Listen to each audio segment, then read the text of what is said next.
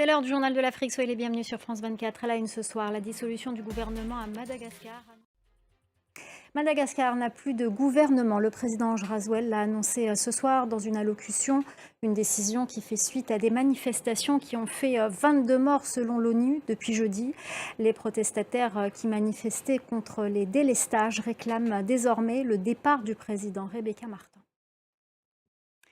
Au Maroc, où les manifestations sont pourtant rares, les jeunes sont descendus dans les rues de plusieurs villes du royaume ce week-end pour demander une réforme du système éducatif et de santé. Sophie Samaï. Dans le reste de l'actualité, en bref et en images, la date de l'élection présidentielle en Guinée. Le 8 septembre dernier, le Conseil constitutionnel ivoirien a proclamé une liste définitive de 5 candidats pour la présidentielle en Côte d'Ivoire le 25 octobre prochain. Cette liste a provoqué la colère et l'incompréhension chez de nombreux candidats recalés. Parmi eux, Pascal Affinguessan. Ce dernier a déposé une plainte contre X au tribunal de première instance d'Abidjan. Il conteste le rejet de sa candidature. Pour en parler avec nous, Ibrahim Koulibaly Kouibière. Merci beaucoup d'avoir accepté de répondre à nos questions. Alors, je le disais, l'ancien Premier ministre et président du FPI, Pascal Affinguessan, conteste le document utilisé par le Conseil constitutionnel ayant conduit à l'invalidité de sa candidature à l'élection présidentielle d'octobre.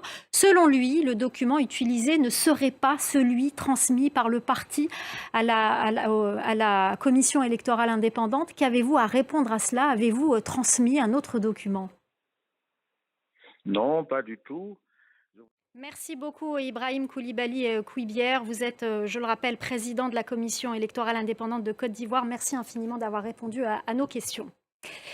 Et l'élection présidentielle au Cameroun est prévue le 12 octobre prochain. La campagne a débuté ce week-end avec les rassemblements politiques des principaux opposants qui se préparent à se présenter face à Paul Biya, grand favori du scrutin. Laurent Berstécher.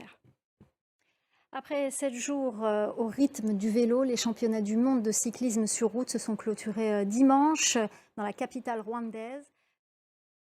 Le bilan de l'organisation est positif, mais pour beaucoup de défenseurs des droits de l'homme, ce genre d'événement occulte les violations des droits humains. L'ONG Human Rights Watch parle de sport washing. Écoutez.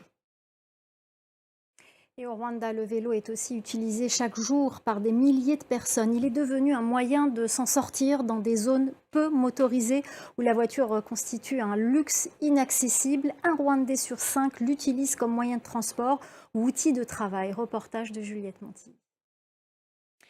Et on en vient à cette affaire au Sénégal. Le journaliste Madiambal Diagne, notifié d'une interdiction de sortie du territoire, a fui vers la France. On reste au Sénégal pour parler de la 36e édition de la traversée entre Dakar et l'île de Gorée. La course est tenue ce dimanche. Le cinéma algérien est en deuil. L'acteur Fawzi Saichi, plus connu sous le nom de Rmemez, est décédé. Voilà, c'est la fin du journal de l'Afrique. Restez avec nous, l'info continue sur France 24.